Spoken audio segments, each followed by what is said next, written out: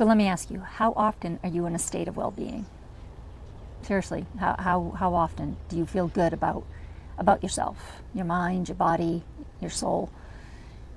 If you answered less than 100%, then this episode is for you, and lean in. So going back several years, actually it started in 2018.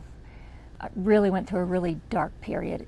It didn't come to a head until early 2020, and it wasn't because of the shutdown or anything, though that probably definitely didn't help. It was just one thing after another, and like I usually do when I find myself there, I start praying. And one of the things that I learned, I started praying literally from the moment I opened my eyes in the morning. And I ended up terming that my conversation with God.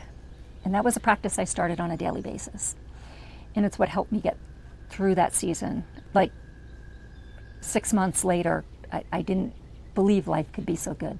But I dug myself out of that with the help of God. And one of the things that I learned with my conversations in the morning were that if we could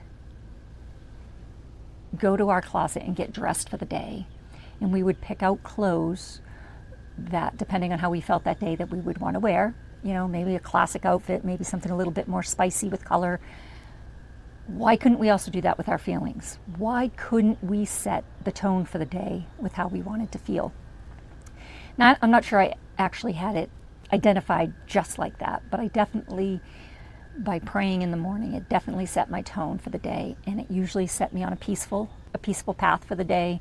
I felt more whole, I felt more together, I felt like I could accomplish a lot more. But it was probably maybe a couple years ago now. I actually had taken a master class, and the woman who had done this master class had talked just about that what if we could go to the closet and pick out the feelings that we wanted to feel, right? I mean, think about it. When we talk about manifesting and some of the things we want out of life, why do we want those? I don't think it's necessarily for the vacation home or for that extra money at the end of the month or that outfit. I think I talked about this in a recent video, but I think it's more because of the feeling that we get from what that item will give us, right? And it's the feelings that change our energy.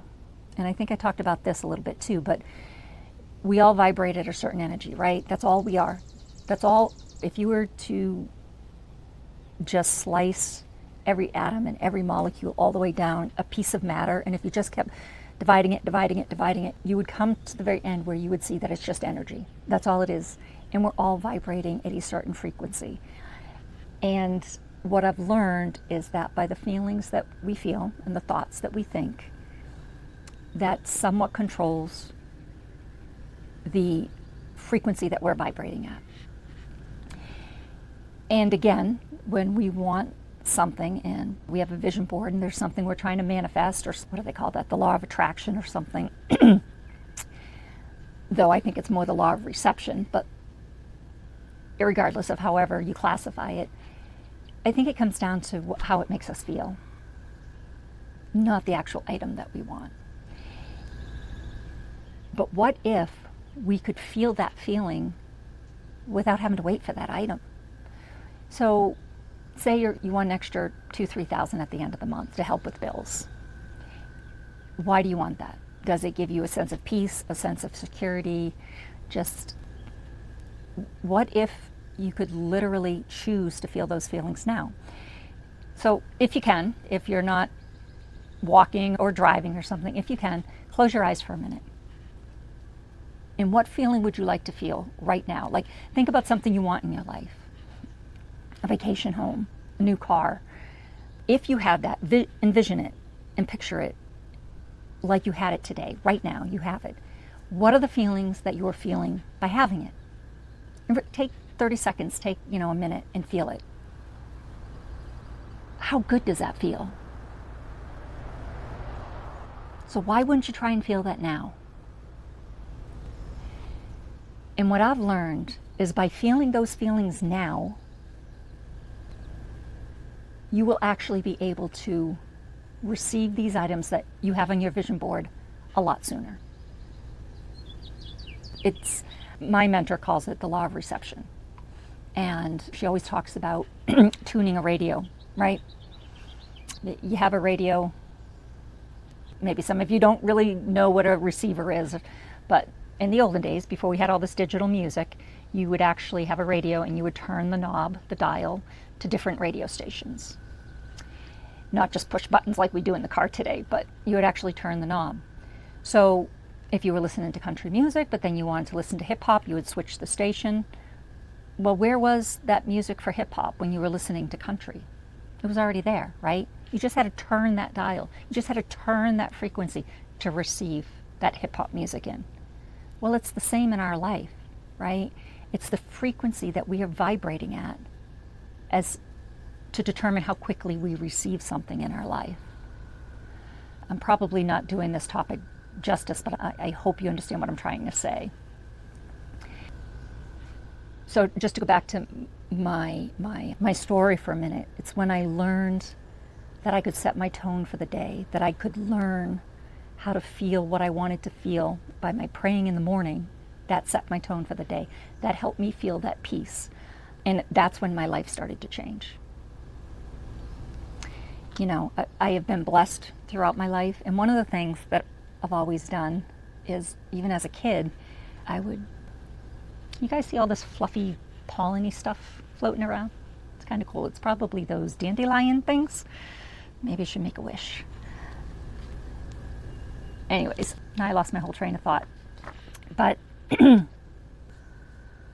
so, and this isn't just Lori or my mentor talking about these ideas. This is actually science. It's not just spiritualness. We actually have neural pathways in our brain. And I like to think of it as Birkenstocks. Everybody knows what a Birkenstock is. And Birkenstocks, you put them on your feet and you wear them day in, day out, and they mold to your feet, right? They mold to your feet.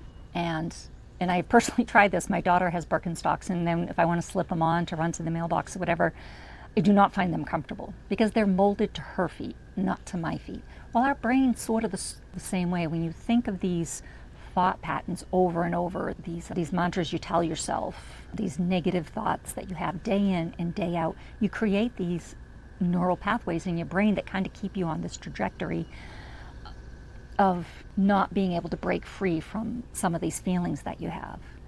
But what science has showed us is that there's something called neuroplasticity, and you can actually rewire your brain. And if you start even with something as simple in the morning as saying, okay, what do I want to feel today? I want to feel at peace today. And what would that feel like? Close your eyes, and what would that feel like? And if you can do that throughout the day, several times a day, it's going to become second nature. But as you do that, you are rewiring your brain, okay? So that will help you change not only your brain's neural pathways, but that will help you change your frequency and your vibration and the things, again, that you are looking to receive into your life, things on your vision boards, things that are in your heart. That's how you're going to achieve them. I'm not saying that you just do that and you don't work towards it. Of course you work towards it.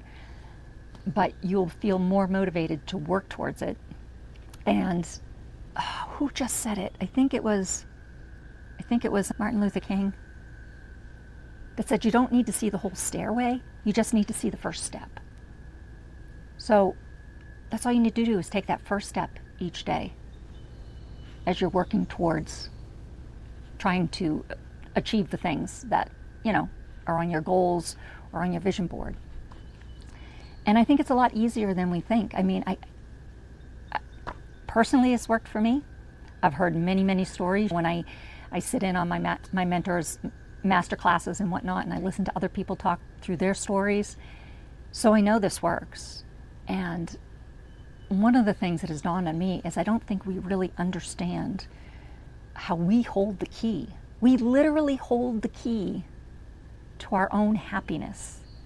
Now, I am not taking away from my spiritualness and my faith and my conversations with God, but I also do not believe my God is a God of picking and choosing who gets favor and who doesn't. He has given us our own free will. to work towards what we need. And if we ask for guidance, he's there to give us guidance. He's there to hold our hand and help us. But he's not, I'm going to sprinkle a little bit of a, peace over here today for Lori. Oh, I think she's worked hard, so I'll let her have this car that she wants. That's not the way my God is. My God's a very loving God, and he wants to see us succeed. And I think we have more power than we give ourselves the credit for.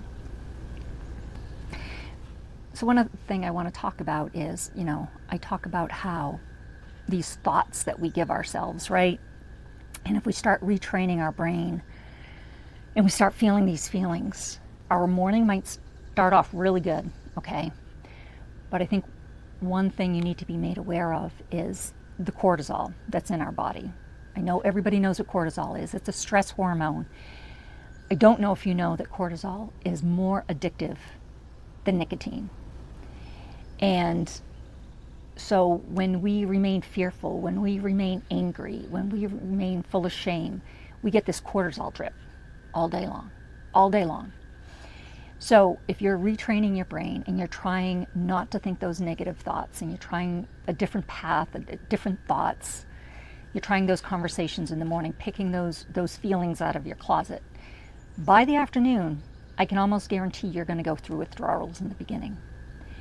And some people call this self-sabotage. I'll say it's as simple as your body is craving that cortisol hit. So you'll start thinking, oh, this isn't going to work for me. I don't know why I'm doing this. I'm not worth this. I got to work harder than this. I'm not going to get it just by changing my feelings. Those thoughts are going to start popping in. And that's solely because your body is craving that cortisol drip, drip, drip. So we need to find ways to not let those withdrawals stop us in our tracks. Now that's where different things come in for me personally, especially in the afternoons, when maybe things become more of a struggle, you're tired. Sometimes in the middle of the night, I'll wake up feeling just really heavy. And whether it's in the afternoon or if it's in the middle of the night, I'll go first thing in the morning, but that's when I go out for my run. Excuse me, should have brought some water out here. I think it's all the pollen that's floating around. So I apologize. So for me, way to knock that cortisol withdrawal is by the dopamine hit that I get from running. You don't have to run. I'm not saying you do, but go out for a walk. I think I've also talked about just being out in nature, just being outside, without your phone, without scrolling, without listening even to music, unless it's that specific megahertz music that actually changes your frequency. That's something else that can change your frequency, is the music. But just listening to the birds, listening to the far-off sound of a boat in the lake, those all cause me to feel such peace. So, that definitely helps. But for me, if I really need to knock it out of the park, it's by putting my running shoes on. So find the thing for you that works for you. It could be journaling. Again, it doesn't have to be, it could just be something that works for you. I don't know. Go for a walk. Go out on the beach if you live near a beach. Go for a drive. If putting on a nice tune really brings back good memories, put that on. Getting lost in those good memories, that raises your frequency.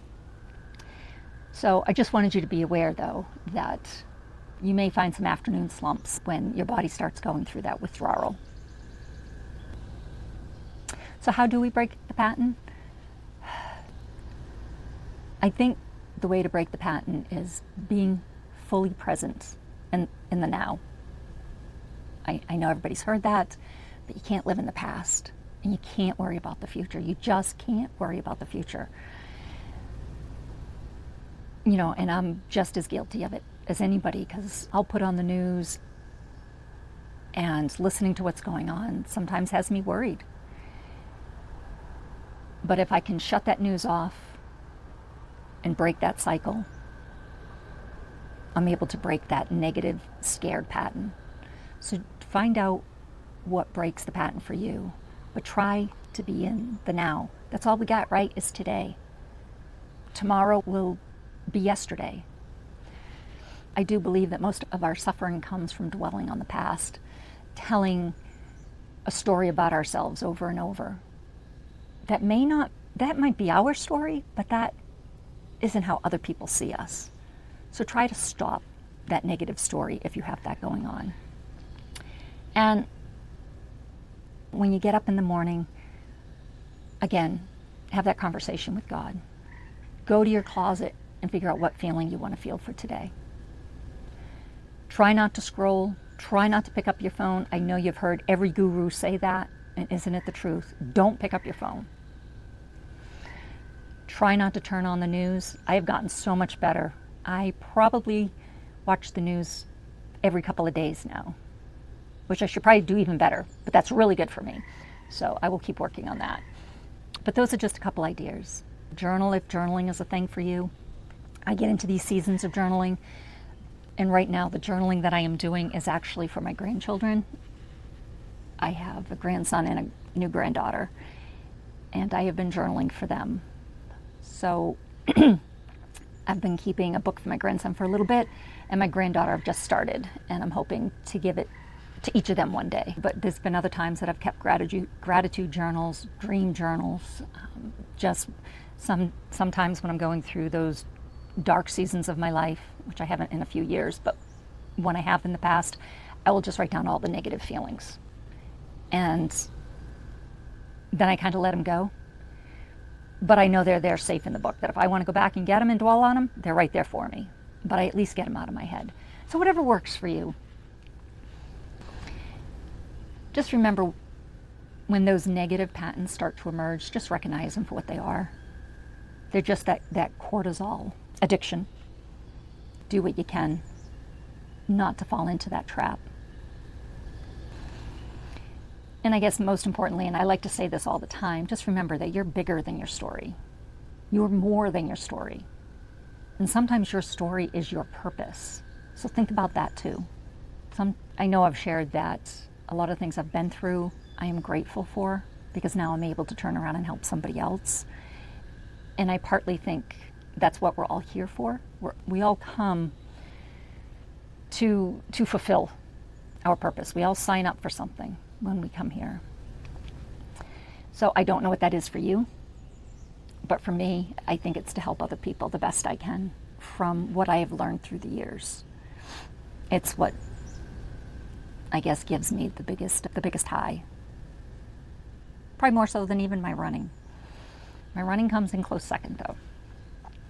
I'd like a call to action. I'd like to challenge you just for a week. You can do anything for a week. When you wake up in the morning, don't reach for the phone. Don't turn on the news. Don't do anything that you know is going to set a negative tone. Take 60 seconds. Think about what you want to feel for the day and set that intention. And you'll get lost in meetings and you'll get lost in life. And when you find yourself slipping, pull yourself back. Take a deep breath. Remember what you're trying to accomplish for the week. Just for a week. And I'd love to hear, if you would come back, I'd love to hear some results. If you've already done this, I'd love to hear those in the comments. But I have also, or I'm going to attach I'm not really sure what to call it, but like a vibrational toolkit, if you would, down in the description. Utilize that. See if that helps. Have it be a guide, if you would. And I think I always like to close every conversation with, you are enough. You truly are enough. And you are the hero of your own story. You can craft your story and you can rewrite your narrative any way you want. So why not start today? I love you guys. Take care.